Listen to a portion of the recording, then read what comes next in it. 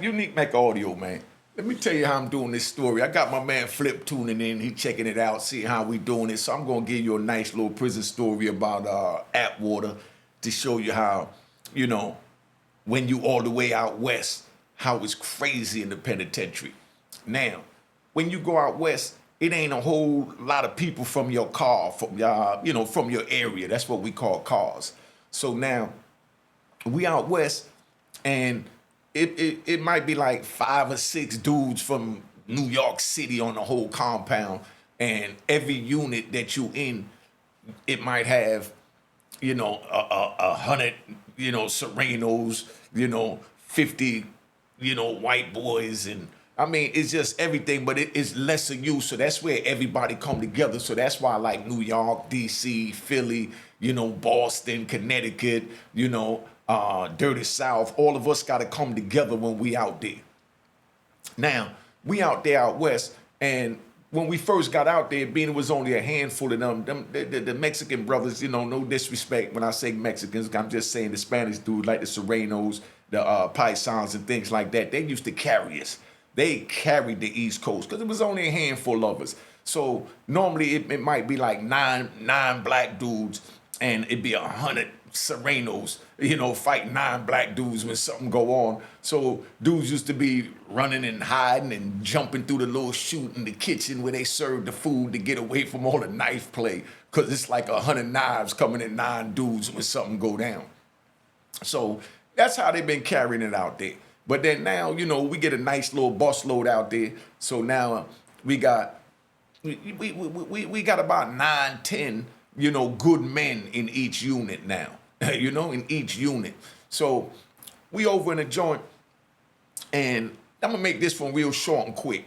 But we over in a unit, and it was a Spanish dude, and he seen one of the DC brothers was making wine, and he goes in the police office, and as soon as he go in the police office and he come back out, the police come out, close the door, and he roll up in a DC dude's cell, and he take the wine. So we know he told, but no disrespect to the Serenos and, the Mexican brothers out west. But what I think, y'all correct me if I'm wrong, I know I got, my West Coast people watching, but the way we viewed it is like they didn't look at it like telling, as long as they wasn't telling on their own. So by them telling on the blacks what they doing, they didn't consider that telling. So dude come out now, and the police take the wine. So the DC brother in his feelings. So he's like, nah, man, I can't believe he done told on me like that. I'm trying to play my little debts off, and this dude gonna tell the police on me.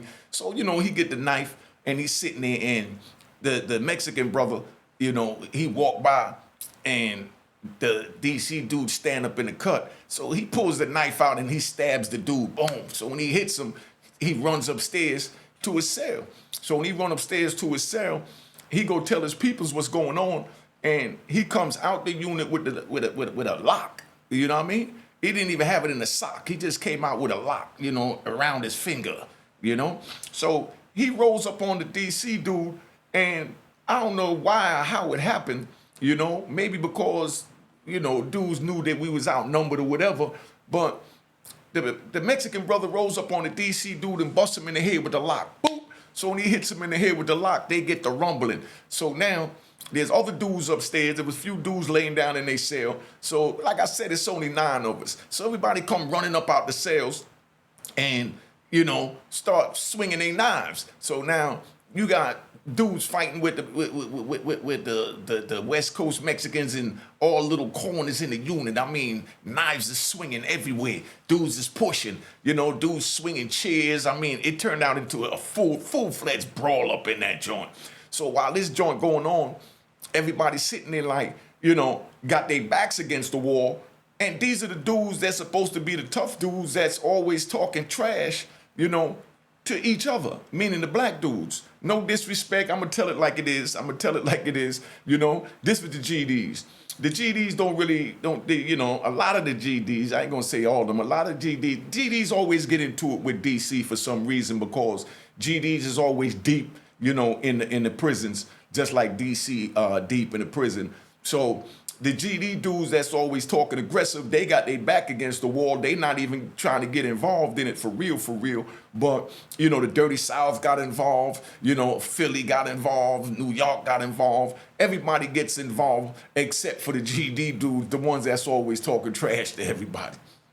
But we pushing and we going. So now the police come running up in there, and they hit the dude in the head with the lock. The one that got hit with the lock, he grabbed the dude and he hold him down the headlock, and he trying to get the lock from him, but he holding his hand with the lock, and he beating him in his head with his own hand with his own lock, right? So they going at it. So the police come and he starts spraying the DC dude with the mace. But the DC dude ain't stopping. He's still going. They emptying a whole can of mace in his face, but he's still working his dude, right? So now, when that happens, another DC dude comes and knocks the police out, boom, for spraying his man with the mace. So now they don't call more police in there. So now it's a mad brawl up in there. So now it's the blacks against the Mexican brothers and the police. And it's crazy because, just so you understand how this works, out there in the West Coast, the Mexican police is who run the jail, so they roll with their own kind. When I say they roll with their own kind,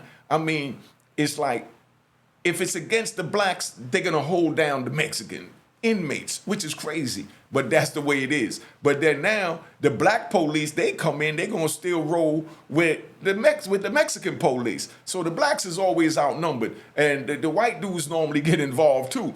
But it's crazy because the Indian dude got involved for the Mexican dudes and busted one of the Philly homeboys in the head with a chair. When he hits him in the head with the chair, right, now we jumps on the Indians too. But it was only one Indian that got involved. But I'm saying this so that you youngins know, don't go in prison, man. Because like I said, it took one dumb Indian to go swing the chair and get involved to wind up getting all the other Indians that ain't want no parts of nothing stabbed up. Because once that happened, we don't care who's who, what's what, everybody getting stabbed up.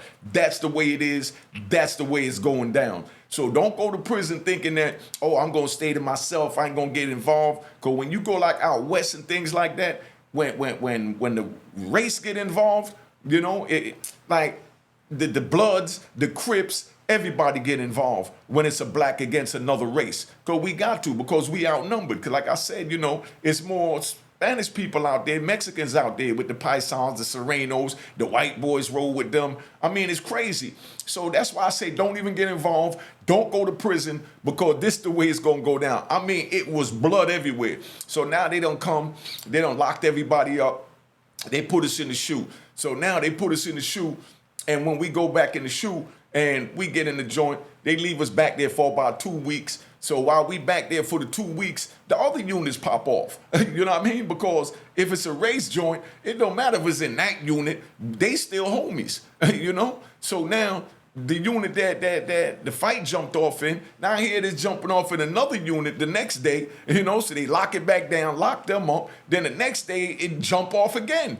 Until every day this is going on, until they just said, forget that. They locked the jail down and they start threatening to ship people. But nobody cares about none of that. Bottom line is, we ain't let nobody put their hands on us. Dude told on the wine. So therefore, dude got stabbed like he was supposed to. But then he went and got a lock. The hot dude went and got a lock, busted dude in the head. Then that just started all types of brawl. But I just want y'all to understand how this thing going to prison, man. This joint ain't nothing nice in there. So don't think that you're going to go to prison and you're going to fall back and say, oh, that ain't got nothing to do with me. Because when those Mexicans start pushing, they don't care if you from Chicago, Detroit, Connecticut, Miami. If you black, you getting stabbed, you involved. So you can't say that, oh, that's the DC car, I'm not getting involved. That's the New York car, I'm not getting involved. No, that don't happen out west. So that's why I'm telling y'all, don't go out there, because you don't want to get caught up in that bull,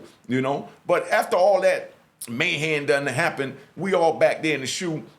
They lock it down, so now they get a few of us, and they take us out to the rec cage. So when they get us in the rec cage, they got us all in separate cages, but they want us to talk to each other, meaning, the blacks to talk to the Mexican brothers that we fighting with, and the Indians and the white boys that got involved, so that we could, see how we gonna rectify it amongst ourselves. But they got us in cages so that we can't get to each other, So of course, we tell them everything is good. But the only thing about prison is once you give your word on something, that's the end of it. You understand what I'm saying? So now we told the administration everything was good just so that we could all get back out. But we had to leave it at it that it was good. But we told the administration, yo, we're going to handle it, but we're not going to handle it in a group demonstration. But dude want to see dude that hit him in the head with the lock that told. You understand what I'm saying? So they said, all right, we're going to let y'all out. We're going to let y'all handle that. So they let us out. When they let us out, we went to the shot callers. We told the shot callers, yo, my man trying to see your man. You understand what I'm saying? Because he snuck him with the lock. Then the other homie said, we trying to see the Indian, you know what I mean, that got involved, that ain't had nothing to do with it. You understand what I'm saying? And we want a one-on-one, you know what I mean? Or we gonna all, go at it again, but we got to see this dude, man. And the one that told, he got to go. We don't care nothing about all that. It wasn't one of y'all's he told on or none of that. He got to go, So when they let us back out, they go back in the cell with knives, blood everywhere.